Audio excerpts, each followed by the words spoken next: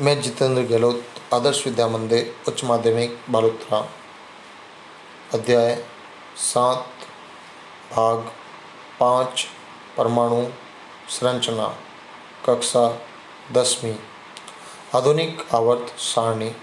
Mendeleev ने जब आवर्त सारणी का निर्माण किया, उस समय पदार्थों के अंदर अपर्माणुविक कण अर्थात इलेक्ट्रॉन, प्रोटॉन व न्यूट्रॉन की जानकारी नहीं थी व न ही उनकी खोज हुई थी।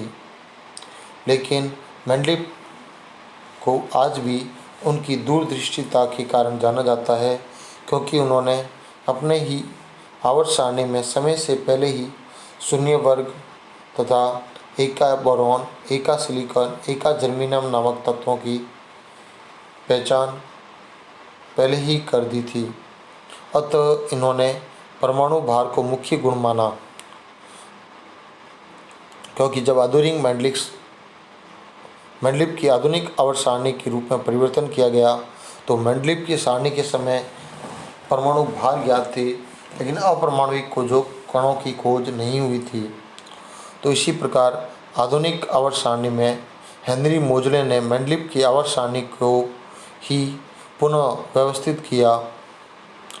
20वीं सदी के प्रारंभ में इलेक्ट्रॉन, प्रोटॉन और न्यूट्रॉन की जानकारी के बाद सन 1913 में हेनरी मोजले ने आवर्त सारणी को पुनः व्यवस्थित किया। उन्होंने पाया कि परमाणु भार की तुलना में परमाणु क्रमांक आवर्त सारणी में तत्वों को ज़्यादा अच्छी तरीके से प्रदर्शित कर सकते थे। इस प्रकार मोजले ने बताया कि एक संशोधित आवर्त सारणी में तत्वों के भौतिक तथा रासायनिक गुणधर्म उनके परमाणु क्रमांक के आवर्ती फलन होते हैं। इन्हें आधुनिक आवर्त नियम के नाम से जाना जाता है। आधुनिक आवर्त सारणी में तत्वों को बढ़ते हुए परमाणु क्रमांक के आधार पर रखा जाता है, अर्थात जिनका परमाणु क्रमांक 1 है, 1 के बाद 2 और उनके क्रमांक के अनुसार ही उन्हें रखा जाएगा। जब पहला 37 भाग अर्थात पहला आवर्त पूर्ण रूप से भर जाएगा, तो उसी के बाद दूसरे आवर्त पूर्ण तत्वों को रखा जाएगा। इस प्रकार उपस्थित प्रोटॉन संख्या तथा उसमें उपस्थित इलेक्ट्रॉनों की कुल संख्या के बराबर होते हैं, अर्थात उदासीन परमाणु में परमाणु क्रमांक, नाभिक में उपस्थित प्रोटॉनों की संख्या व इलेक्ट्रॉनों की संख्या। अर्थात हमने जैसे कि पहले पढ़ रखा होगा कि किसी भी परमाणु के अंदर Z यानी परमाणु क्रमांक, प्रोटॉन यानी धनात्मक कण, वहीं इलेक्ट्रॉन यानी ऋणात्मक कण, तीनों की संख्या बराबर होती है।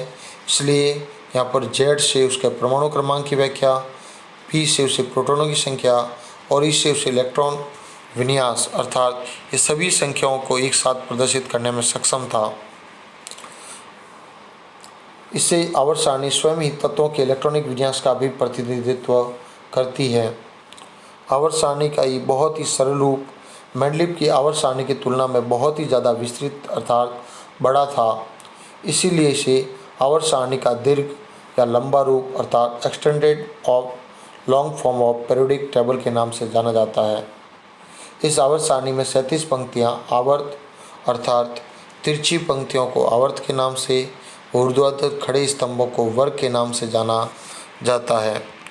जिसमें मेंडलीव की आवर्त सारणी में 8 वर्ग थे, लेकिन हेनरी मोजले की आवर्त सारणी में 18 वर्ग तथा आवर्तों की संख्या 1 से 7 तक थी। आवर्त मुख्य ऊर्जा स्तर अर्थात कोषों की संख्या n को भी निरूपित करते हैं। जिस प्रकार आप एक आवर्त सारणी को समझ सकते हैं, यहाँ पर एक आवर्त सारणी को विस्तृत रूप से दिया गया है।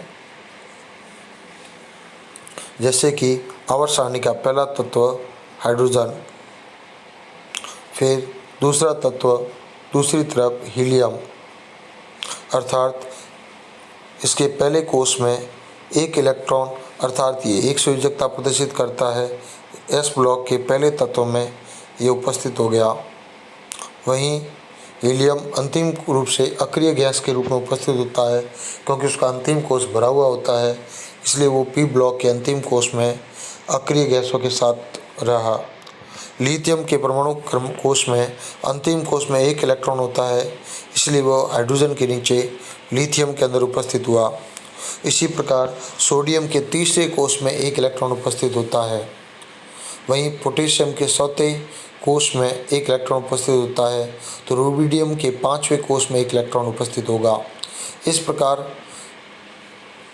एस ब्लॉक के पहले वर्ग में सभी तत्वों के अंतिम कोष में एक इलेक्ट्रॉन उपस्थित होता है।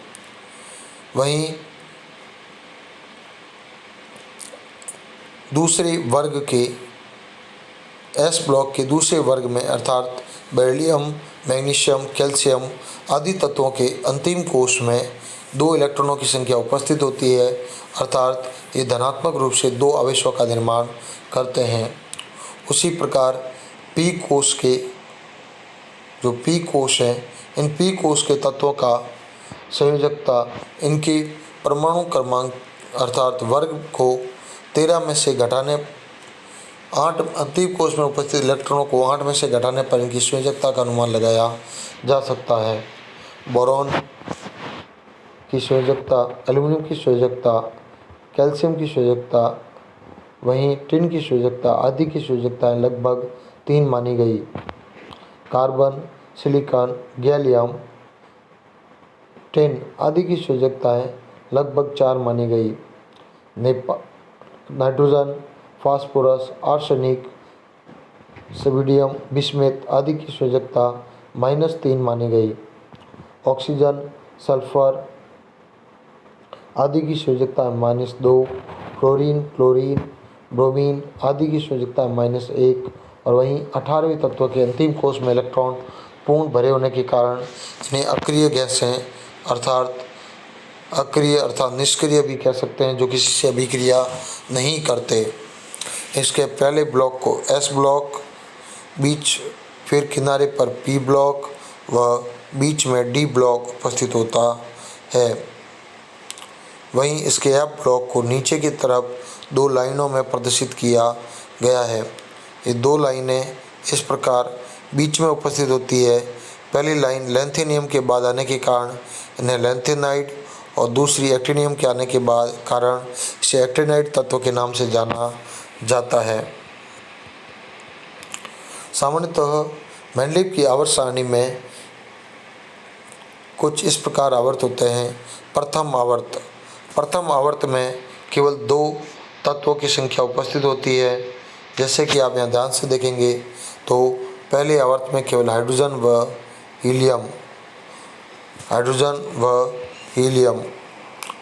और हीलियम केवल 2 तत्व ही उपस्थित हैं, तो इसलिए इसे अति लघु आवर्त के नाम से जाना जाता है। दूसरे व तीसरे में दोनों में कुल मिलाकर 2 + 6 8 इलेक्ट्रॉन उपस्थित होते हैं, अर्थात 8 प्रकार के तत्व उपस्थित होते हैं, तो इसलिए इन्हें लघु आवर्त के नाम से जाना जाता है। फिर लघु के बाद अगले भाग में S + P + D अर्थात 16 भाग उपस्थित होते हैं और 16 तत्व पाए जाते हैं, इसलिए इन्हें दीर्घ आवर्त के नाम से जाना जाता है। वहीं छठे व 7वें आवर्त में लैंथेनाइड के तत्वों के साथ साथ एफ ब्लॉक के तत्व जुड़ जाते हैं। वहीं एक्टिनाइड के तत्वों के साथ भी एफ ब्लॉक के तत्व जुड़ते हैं और इस प्रकार इन दोनों में लैंथेनाइड व एक्टिनाइड तत्वों वालों को अति दीर्घ आवर्त के रूप में जाना जाता है। इस प्रकार में कह सकते हैं कि एस ब्लॉक के तत्व केवल 2, एस व पी में मिलाकर 8, तीसरे में एसपीडी में 16 और चौथे में एसपीडीएफ ब्लॉक मिलकर अति 32 इलेक्ट्रॉन पाए जाते हैं। अर्थात आवर्त सारणी में पहला आवर्त एस ब्लॉक के में केवल एस ब्लॉक अर्थात उसके अंदर 2 इलेक्ट्रॉन पाए जाते हैं।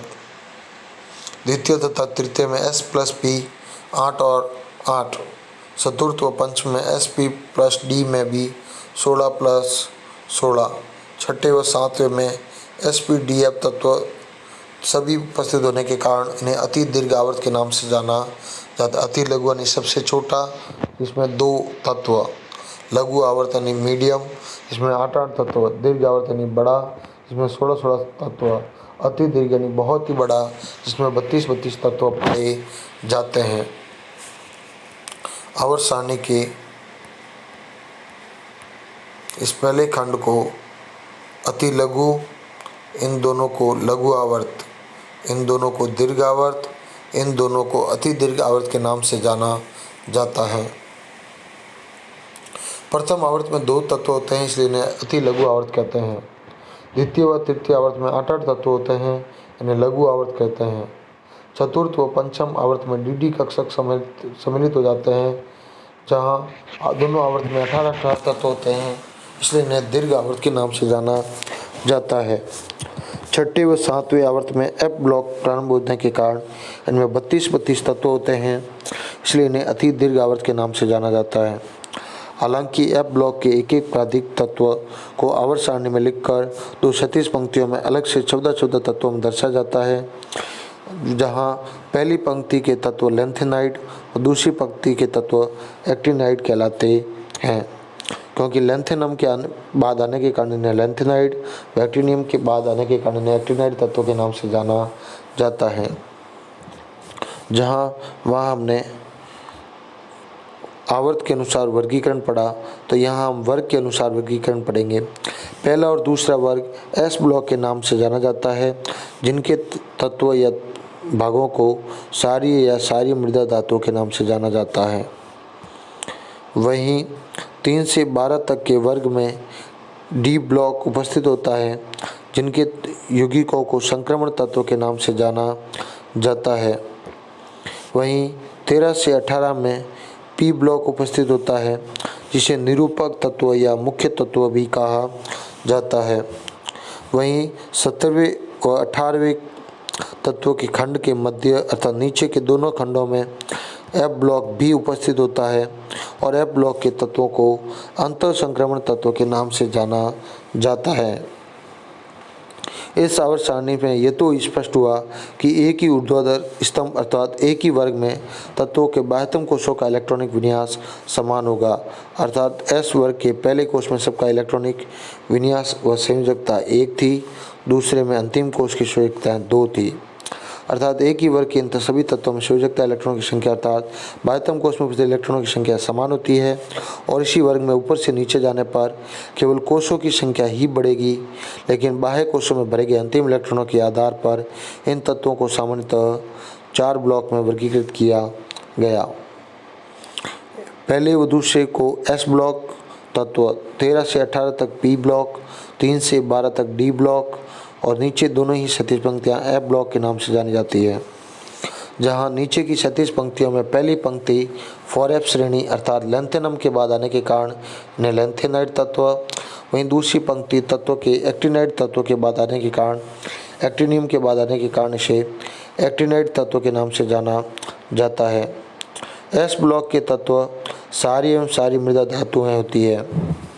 पी ब्लॉक के तत्वों को निरूपक तत्व, वहीं डी ब्लॉक के तत्वों को संक्रमण तत्व व एफ ब्लॉक के तत्वों को अंतर संक्रमण तत्वों के नाम से भी जाना जाता है।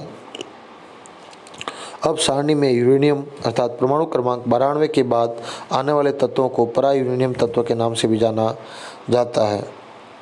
वहीं इस आवर्त सारणी में बाईं ओर से विद्युत धनी धात्विक तत्व होते हैं, तो दाहिनी ओर विद्युत धनी अधात्विक तत्व आते हैं, लेकिन इनके बीच के कुछ तत्व जैसे बोरॉन, सिलिकॉन, आर्सेनिक, टेल्युरियम और एंटीनियम के नीचे खींची गई एक टेढ़ी मेढ़ी रेखा, एक सीढ़ी नुमा रेखा जो धातु व अधातु के बीच सीधा संबंध प्रदर्शित करती है, इन तत्वों को उपधातु कहा जाता है।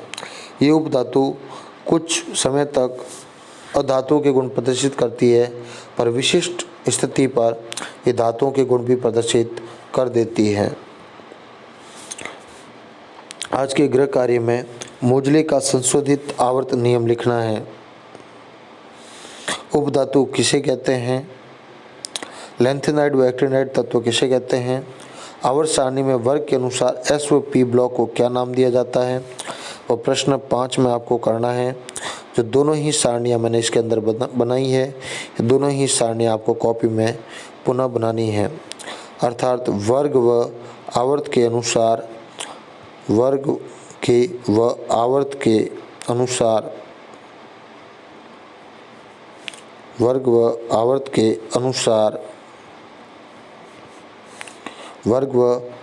के अनुसार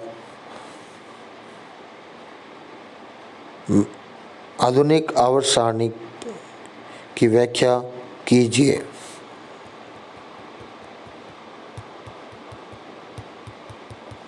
धन्यवाद।